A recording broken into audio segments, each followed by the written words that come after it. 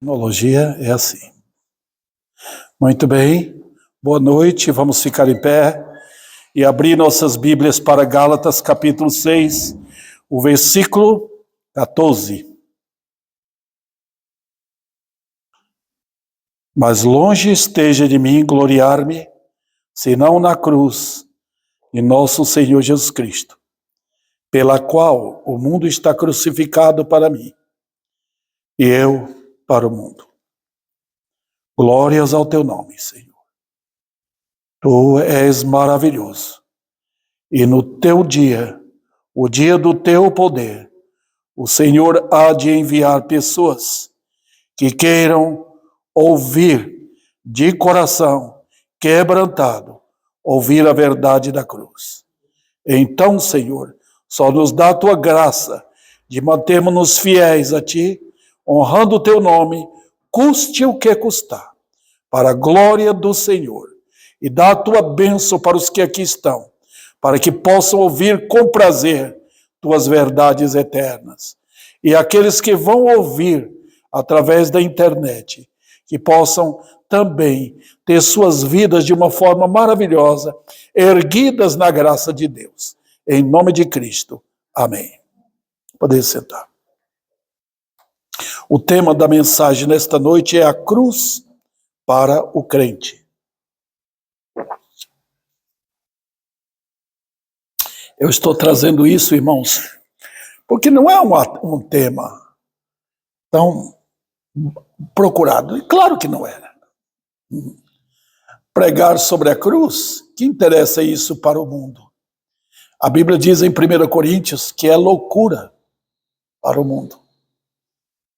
Porque o mundo quer outra coisa, o mundo quer autoajuda, o mundo quer mensagens que tratam do mundo, dos anseios da carne, do que você pode fazer para Deus. Então Deus, hoje, a coisa está tão séria, irmãos, que Deus é colocado como se fosse um serviçal dos homens. Basta você ter fé e pronto. Ele tem que fazer o que você quer que ele faça. Mas nota, a doutrina da cruz é a doutrina preponderante, é a mais espetacular da Bíblia. Toda a Escritura fala da redenção. E é o que o mundo hoje precisa saber. Incrível. Eu estou com esta mensagem aqui. E sabe, o livro ou a carta de Paulo aos Gálatas fulgura esta mensagem. É a cruz aqui, em todo lugar. Sabe o que Paulo está falando? A igreja aos Gálatas, as igrejas na Galácia, eram várias igrejas. Elas estavam rumando, tomando a direção da lei, saindo da graça para cair no poço da maldição da lei. Paulo entrou em cena. Paulo foi bravo, cheio do Espírito Santo, para ajudar os irmãos a escapar desse perigo. Tá? Satanás não para de trabalhar. Se ele não derruba um crente num pecado grosseiro como adultério, fornicação e outros males desta vida, ele vai derrubar os crentes na área doutrinária e afastar a igreja. É um perigo tremendo. Então nós que somos pastores, temos que estar de olho aberto para cuidar do rebanho. Não é fácil, não. Tá? Mas notem, queridos irmãos, Paulo está tentando levantar igrejas que foram balançadas com mentiras a respeito da lei e da circuncisão. Então, queridos, é preciso ficar atento para a verdade de que por detrás de toda falsidade há o perigo da busca humana pela demonstração de meras vanglórias.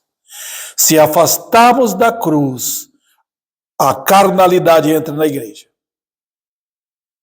A euforia carnal entra na igreja. Se afastar da cruz. Tirou a mensagem da cruz, os homens ficam arrogantes e vaidosos. Eles inventam o cristianismo deles. Então, o que tem que fazer? Pregar a mensagem da cruz. Fazer o que Paulo fez quando foi para a igreja de Corinto. Ele falou, quando eu estive entre vós, eu não fiquei pregando outra coisa. Eu não fiquei mostrando que eu sei pregar bonito, ou que eu sei grandes doutrinas maravilosas. O povo vive atrás disso também hoje. O que eu preguei foi Cristo crucificado. Eu não queria que ninguém olhasse para mim. Paulo é uma sumidade. Não. Falou, olhe para o Cordeiro da cruz e vocês se manterão humildes. Todo problema é vencido assim. Agora, a nossa pergunta, o que é a cruz para o crente? O que é? Vamos voltar ao texto? Eu tenho aqui, queridos irmãos, 3 pontos para serem tratados hoje à noite com os irmãos. Vamos lá. Mas longe esteja de mim gloriar-me, senão na cruz do nosso Senhor Jesus Cristo, pela qual o mundo está crucificado para mim e eu para o mundo. A primeira lição que temos aqui, irmãos, é que há uma inclinação natural do homem para buscar algo em que se gloriar. E Paulo tratou disso aqui. Basta vocês desviarem da verdade da cruz, vocês vão se gloriar. Vão se gloriar em música, por incrível que pareça. Vão se gloriar dizendo que estão fazendo a obra. Tá? Faz toda a cruz, começa a se gloriar. A carne começa a mostrar que é alguma coisa. É incrível o que acontece com o povo de Deus. Saiu da cruz, eu perco o olhar de mirar para o Cordeiro amado, pela fé. Eu começo a me gloriar. Pastor pode se gloriar de que ele é um bom pastor, de que ele sabe dirigir a igreja, de que ele prega bem, ele é um bom líder. Pode se gloriar. Pode se gloriar até em pensar que muitos estão contentes e admirando ele. Pode se gloriar em estar ganhando bem. Tudo isso. Como é que buscamos glórias?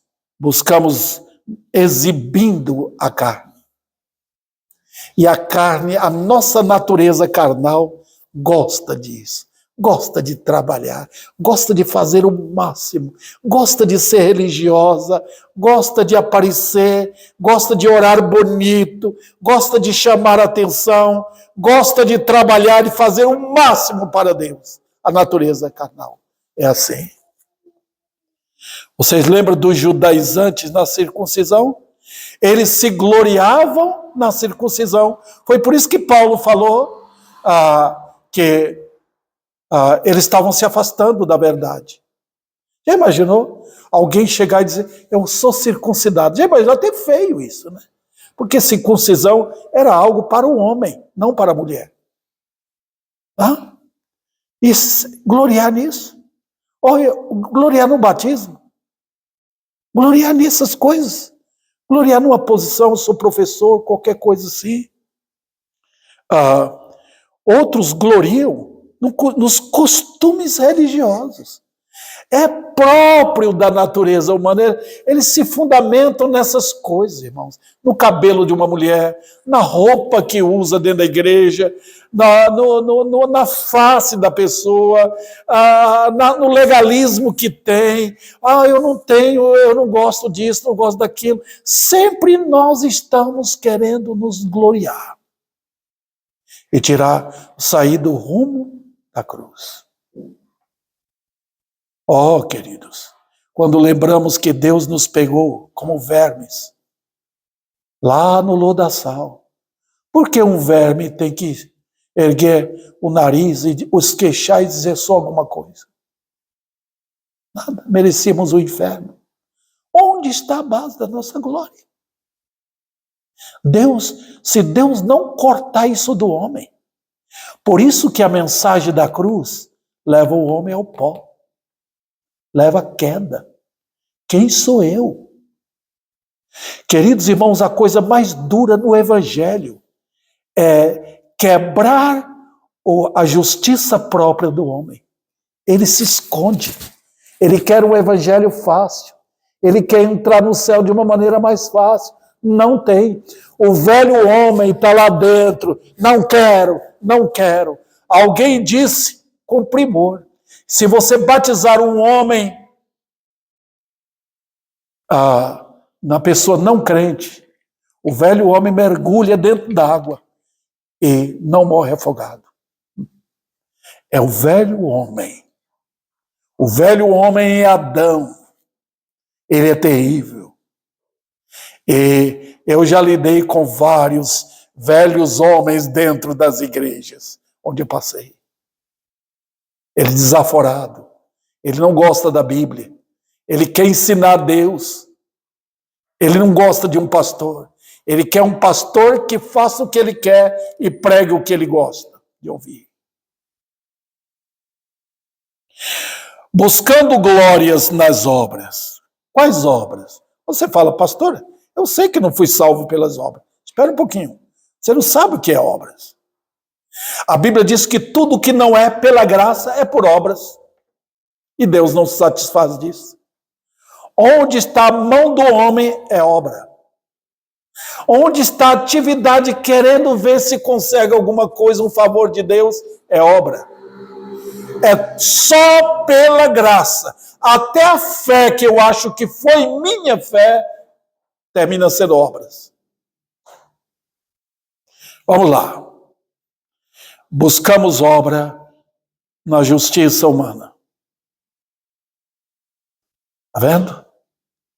E como Deus quebra isso de nós.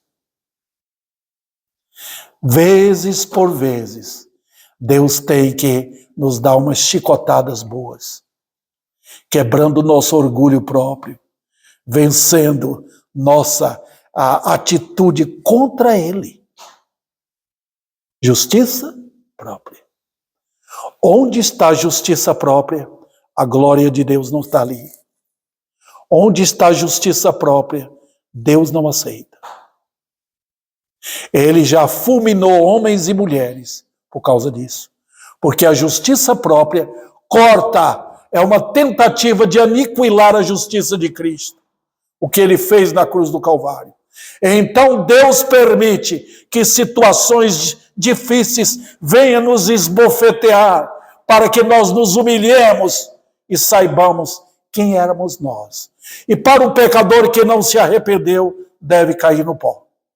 Antes de confessar a Cristo como o Senhor da sua vida.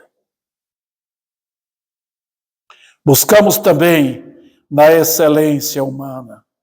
Nunca vi um tempo como hoje.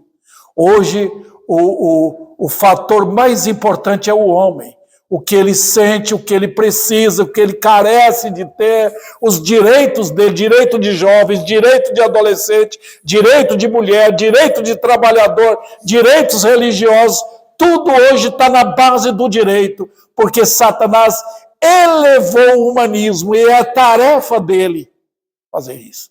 Porque ele quer erguer o anticristo. E o anticristo vai ser um homem. Veja então, queridos, a busca da excelência. Então nós estamos vendo o que hoje? Se encontra um homem que parece que tem poder da divindade, capacidade, ele é adorado dentro de uma igreja. Isso é buscar a justiça, buscar excelência no homem. É um perigo tremendo.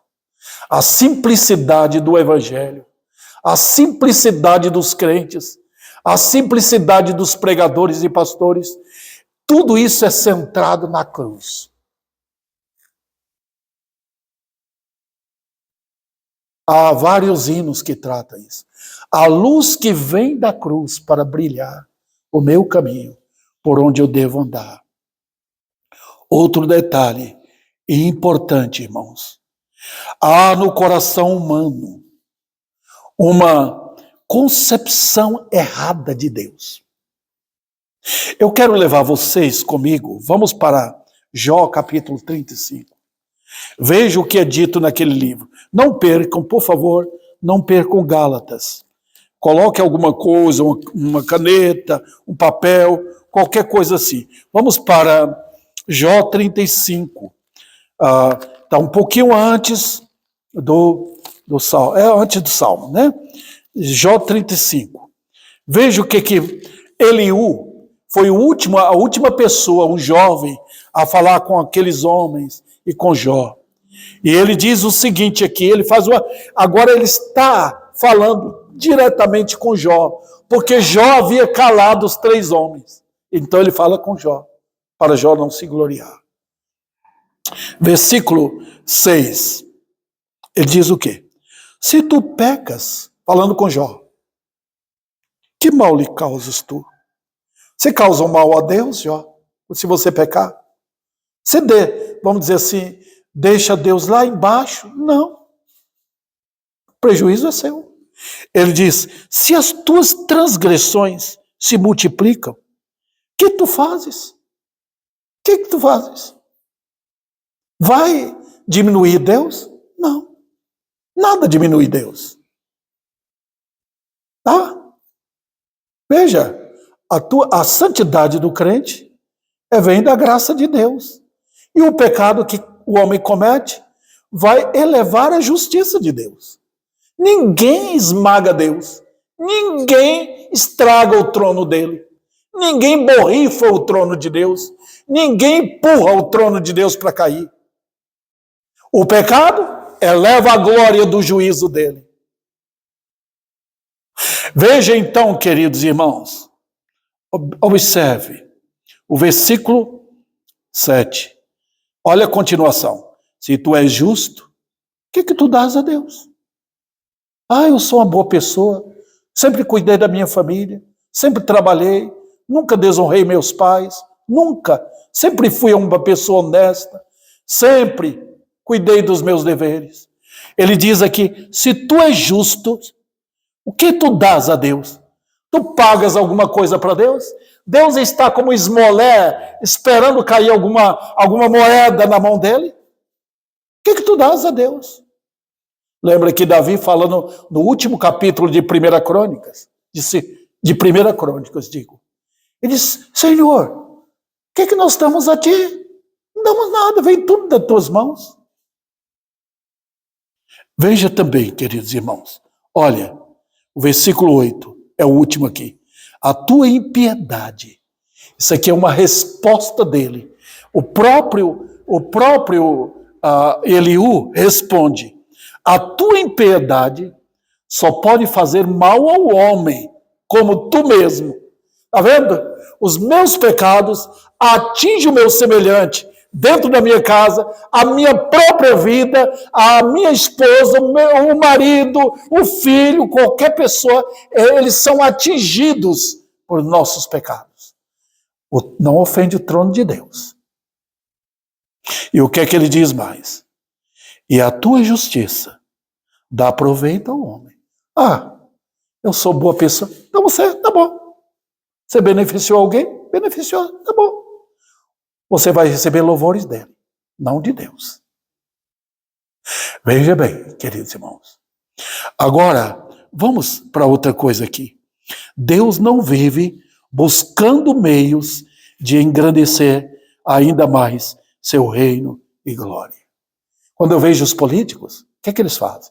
Eles vão, na minha gestão, eu fiz isso, abri aquele jardim ali, eu asfaltei ruas, eu ajudei tudo, melhoramos todo o país, ou a cidade. É assim que os políticos fazem.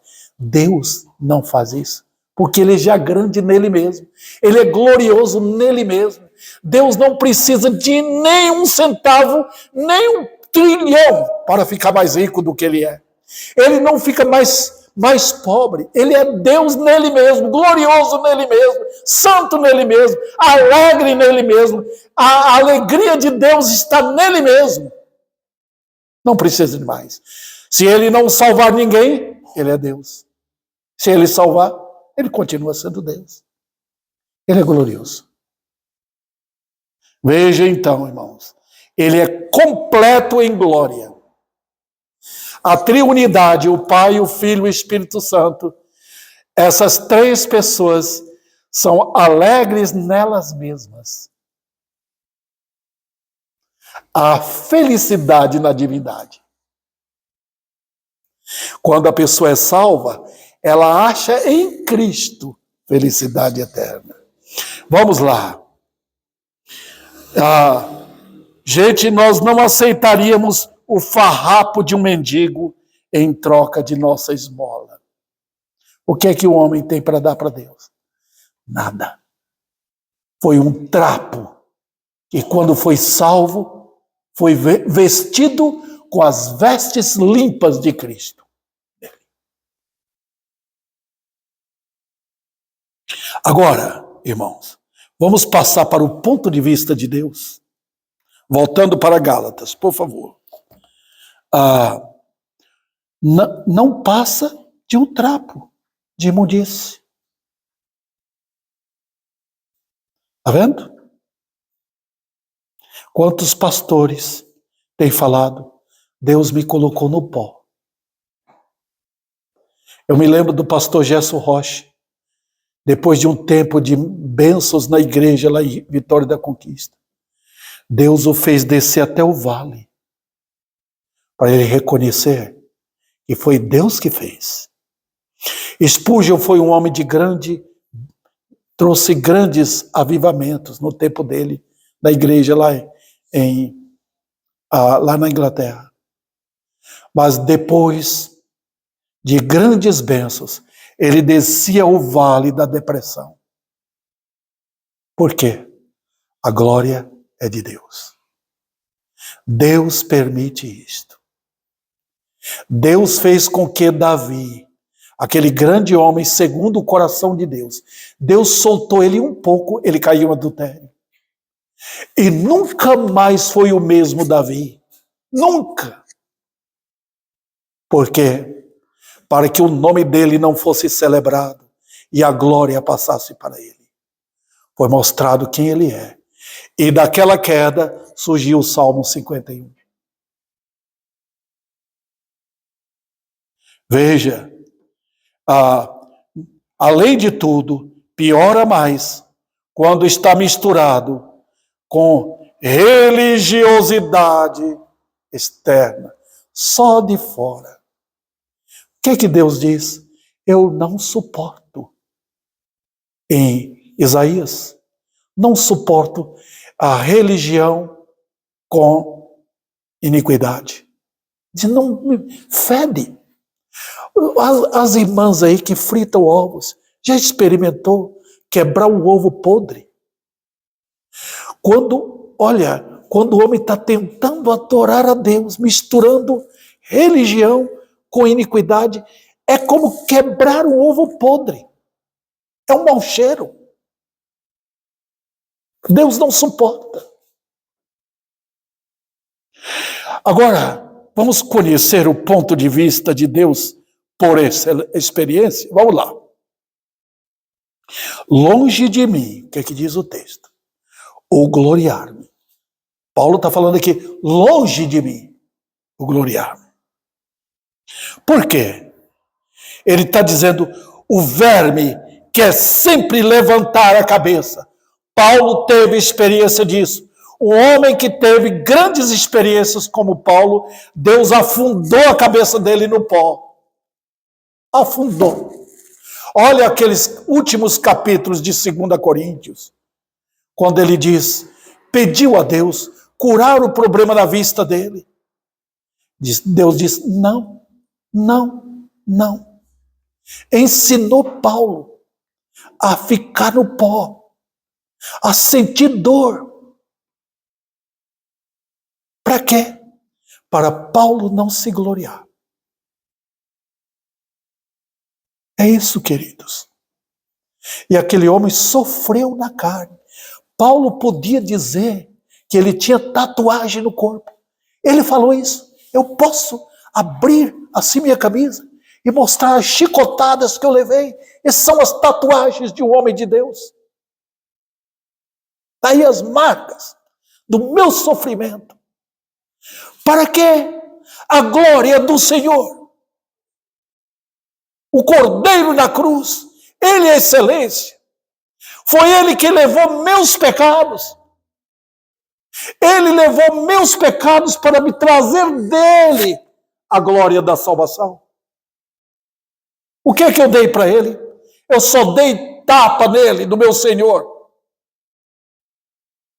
Eu só dei chicotada com meus pecados. Eu só feri meu Senhor. E o aprisionei na cruz. E o que eu dei para ele? Só isso. E o que é que ele trouxe para mim? A glória de pertencer a ele. Isso é amor. Eu tenho algum amor para dar? Não, eu tenho que chorar perante ele. Me ensina isso. Vamos lá, adiante. Ele diz, o verme quer levantar a cabeça. Ele quer dizer que é alguma coisa. Mantém no pó. Eu não deixarei que isso torne a acontecer na minha vida. Não deixarei. Me mantém lá embaixo, Senhor. Tem um hino que nós cantamos no cantor. Perto da cruz, quero estar, ó Salvador. Perto da cruz, porque ali eu vejo quem eu sou. Se eu tiro os olhos da cruz, tudo vira vaidade ao meu dedo.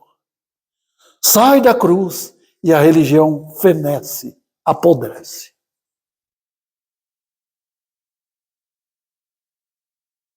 Paulo havia tentado isso, lembra? Quando ele era fariseu. Ele fala lá em Filipenses, capítulo 3. Não era tudo, era um homem irrepreensível. Paulo era extremamente zeloso na religião dele. Talvez não tinha um homem igual a Saulo.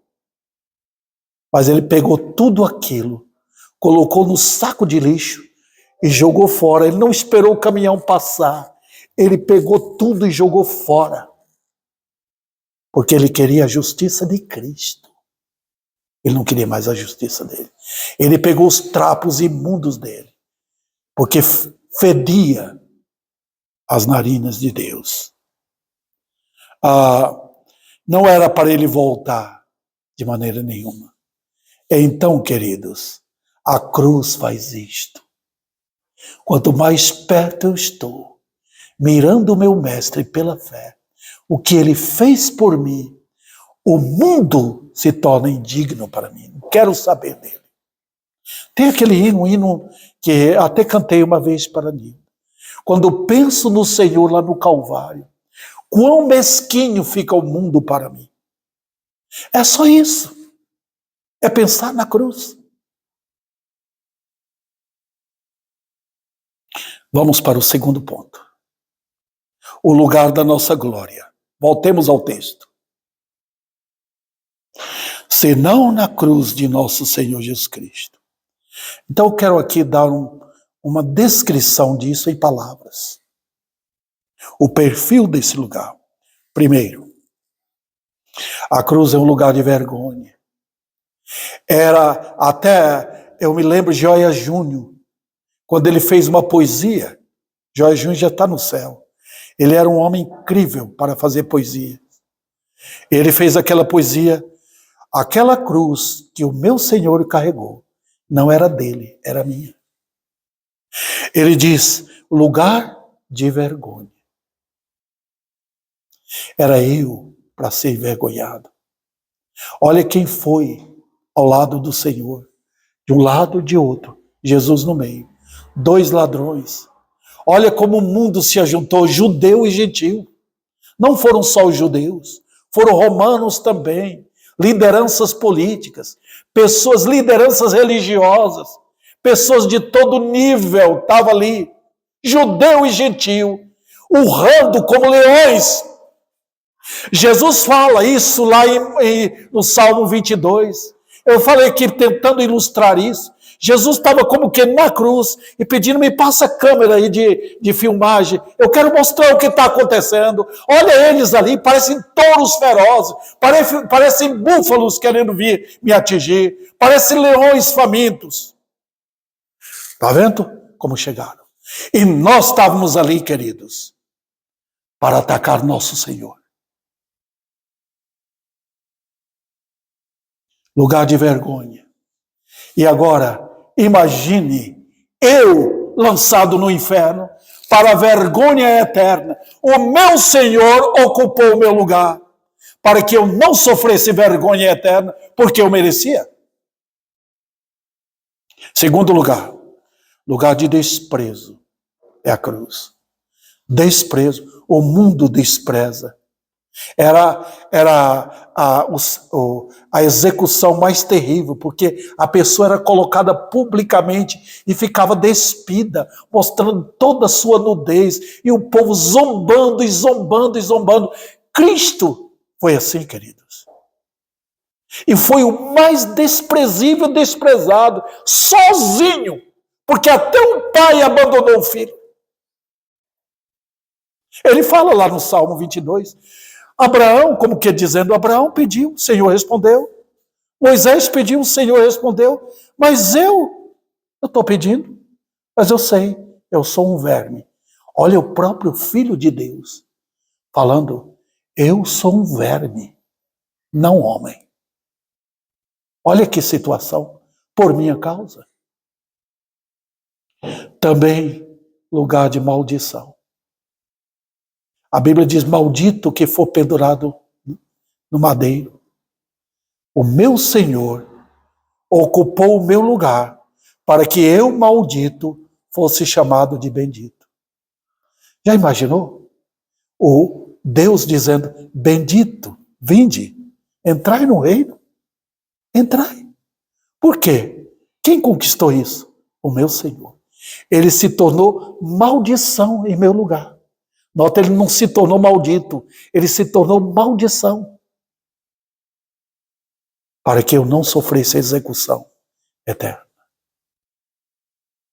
Também, a cruz é um lugar revelador. Por quê? Porque mostra toda a minha crueldade e desprezo a Deus. Olha como os homens abriam a boca, xingavam, blasfemavam, usavam toda a ferocidade de uma cobra para picar Jesus e envenená-lo na cruz. Morra! É assim que o mundo trata o Senhor até hoje. Eles querem ver o Jesus morto. Querem isto. Por isso que pregamos a cruz. Porque a cruz mostra esses dois lados. Aquele que vocês prenderam, que vocês mataram, ele está vivo nos crentes.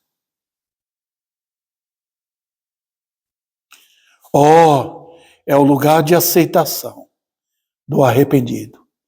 Nenhuma alma vai a Cristo se não for pela cruz. Qualquer pessoa que fez uma decisão, mera decisão verbal, sem entender isto, não se converteu. Ninguém vai a Cristo, o Cristo bíblico, se não for pela cruz. É o meu pecado e ele carregando o meu pecado lá na cruz. Outro detalhe, a cruz é o lugar do pecado. Notem, irmãos, ele tratou com todos, mas ele fulminou exatamente a cabeça do pecado. É como matar uma cobra. Se você for no rabo da cobra, na parte de trás dela, ela vai picar você. Eu me lembro de um homem que ele ensina como sobreviver. Ele foi mostrar uma cobra na Austrália. A Austrália tem as cobras mais venenosas do mundo. Uma picada mata 100 homens. Uma picada só. Ele foi mostrando e a cobra calma ali. Aí ele foi bem na parte de trás da cobra para beijar. Ela voltou uma rapidez impressionante para o nariz dele. Se ele não tirasse rapidamente, ele teria sido picado e morto ali. Olha, queridos, Cristo foi na cabeça. É por isso que os irmãos devem ir comigo agora para Romanos 6. Rapidamente. Romanos 6. Só voltar um pouquinho aí de Gálatas e vocês chegarão lá em Romanos capítulo 6. Veja o que diz ali. Veja o versículo 1. Que diremos, pois? Permaneceremos no pecado, para que a graça seja mais abundante? De modo nenhum. Como viveremos no pecado, para que nós os que para ele morremos? Eu não sei se os irmãos perceberam. Não está pecados, não está no plural, tá vendo? Está no singular. Por quê? Porque a cruz lidou com a causa do problema. Os irmãos perceberam agora? Agora veja o que as religiões fazem. As religiões tratam do efeito. Ah, você bebe, você faz isso, você faz aquilo. Vamos tirar isso? A Bíblia trata com a causa. Então, note, queridos, a cruz foi e lidou com o pecado, o chefe, o pai das iniquidades. Cristo quebrou o poder do pecado. Quem já viu o pecado? Ninguém. Ninguém. O pecado é o poder dominador lá dentro. É o pai dos pecados. E Cristo foi lá na cruz para tirar. Voltando a Gálatas, os irmãos percebem também que é o lugar de justiça. O único lugar que pode me barrar de ir para o inferno é a cruz. Não é o batistério, é a cruz. Não é o meu acesso como membro da igreja, é a cruz. Não é porque eu li a Bíblia, não é porque tenho família crente, é a cruz. O único lugar que me livra do inferno, de cair lá no abismo, é a cruz. Eu me lembro de a ilustração de alguém, um crente, seguro na cruz, seguro, um homem buscando socorro, segurando na cruz para não cair no abismo. E encontrou em Cristo. Depois outra figura, ele seguro na cruz com uma mão e com a outra tentando segurar alguém. Olha, queridos, a realidade da cruz. É a mensagem que livra o pecador do inferno. Outro detalhe que aparece aqui é o lugar de juízo. É o lugar que demonstra a futilidade de tudo aquilo que o mundo chama de glória. A cruz condena, a cruz é o limite, queridos. A cruz condena o mundo, dizendo ali, a cruz está dizendo que o mundo será destruído completamente. Cristo venceu o diabo, venceu os demônios, venceu o pecado, venceu o mundo, venceu o inferno, venceu a morte. É o mundo. Por isso, irmãos, que esta mensagem vai vir pessoas para ouvir, se Deus mandar. Se Deus mandar. Porque é a mensagem gloriosa, é a mensagem do Cordeiro dele. O mundo quer o Cordeiro do mundo. O mundo quer o Cordeiro do diabo. Deus tem a mensagem do Cordeiro da cruz. E quem vai ouvir? Pecadores arrependidos. Humilhados. E o ocupante desse lugar? Quem é? Não foi o Papa, não foi um pastor, não foi Maria, foi o meu Senhor. E ele é chamado, sabe de quê? Olha o nome dele. Eis o Cordeiro de Deus. Ele veio para isso. Ele não veio para ser um representante político. Ele não veio para ser um rei aqui. Ele veio para ser o Cordeiro da cruz. Veja. Para quê? Qual o propósito? Seu amor por mim. Ele me amou na eternidade. Ele amou a igreja dele. Ele veio para se entregar pela igreja dele.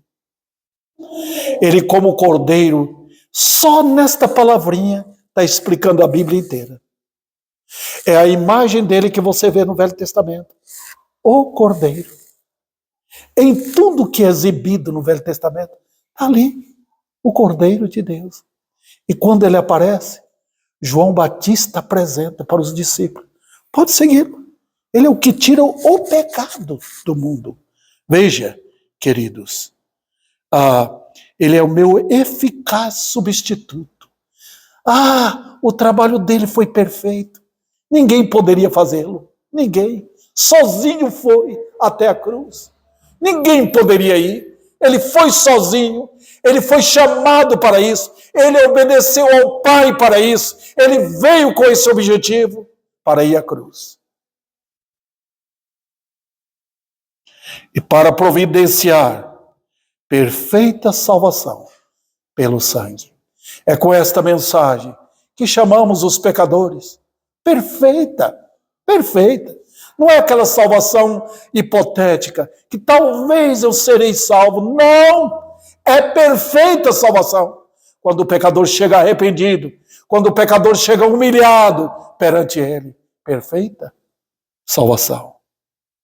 É para que eu pudesse ser aceito nele. Não na minha igreja, não no pastor, nele. O pecador só é aceito nele. E, enfim, nesse ponto aqui, para que eu pudesse ser o que? Olha o que a cruz faz. Nova criação. Os irmãos perceberam? O pecador vai, quando ele passa pela cruz, ele sai do outro lado, uma nova criação. Está vendo? Está vendo o que Deus está fazendo? Teve a primeira criação, e Deus criou os céus, criou a terra, criou as estrelas, criou a lua, criou o universo inteiro, tudo isso que nós temos. E o que é que ele está fazendo agora? A velha criação foi prejudicada pelo pecado, e ele agora está fazendo uma nova criação.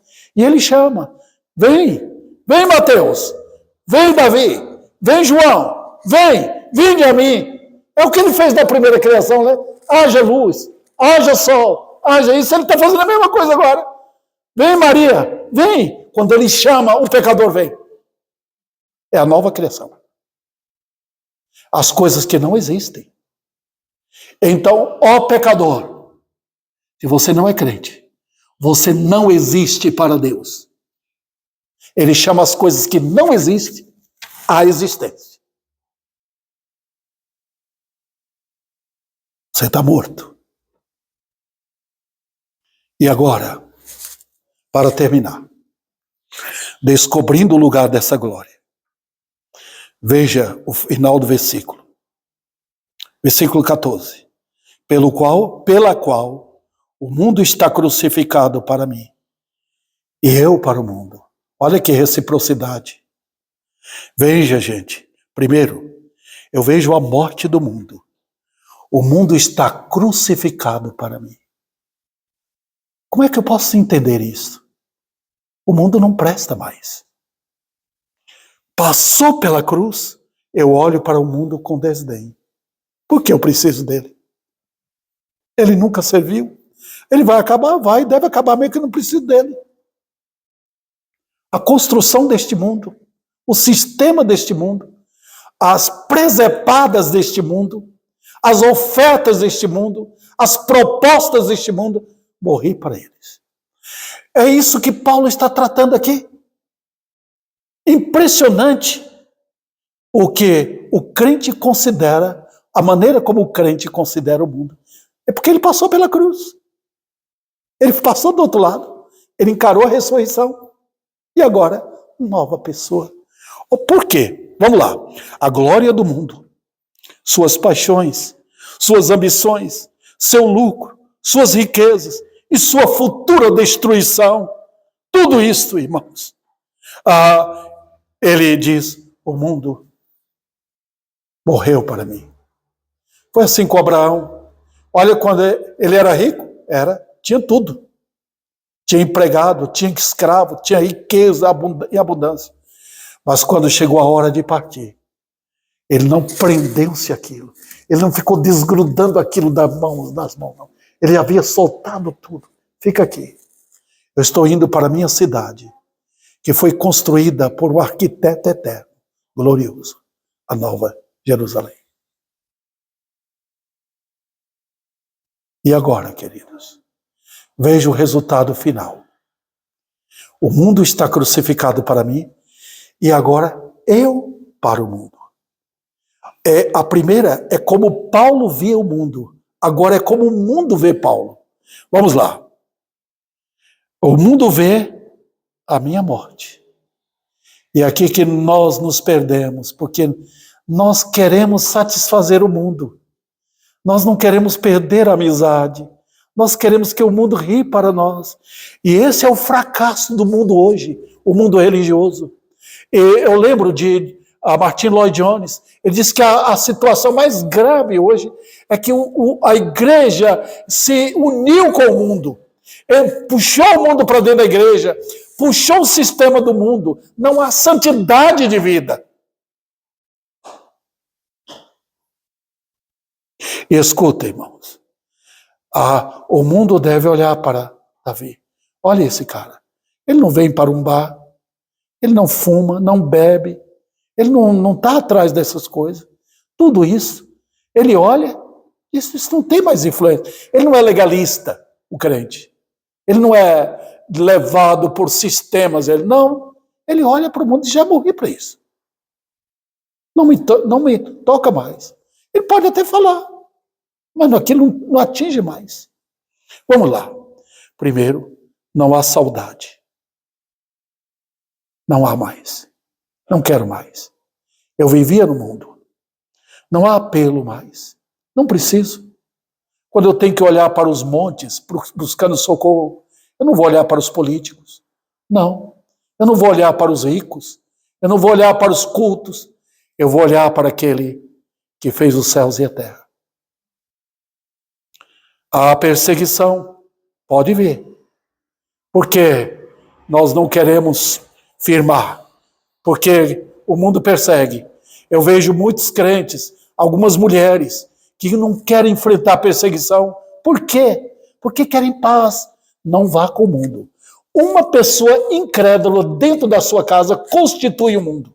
Vai lhe perseguir. Se você tomar posição firme. Se você disser não. Eu me lembro de uma irmã aqui, ela começou tomando posição firme em casa, mas aí começou o ataque e ela recuou. Você quer seguir a Cristo? Você não pode esconder. Você não vai fazer igual Pedro, senão você vai negar. E ele fugiu por causa de uma criada. Um homem que puxou a espada para defender Cristo estava lá negando perante uma criada. A completa separação. Separação mesmo. E para finalizar, eu vejo agora o meu futuro lá, onde estarei com Cristo para todo sempre. Olha que linguagem. Olha que fantástico.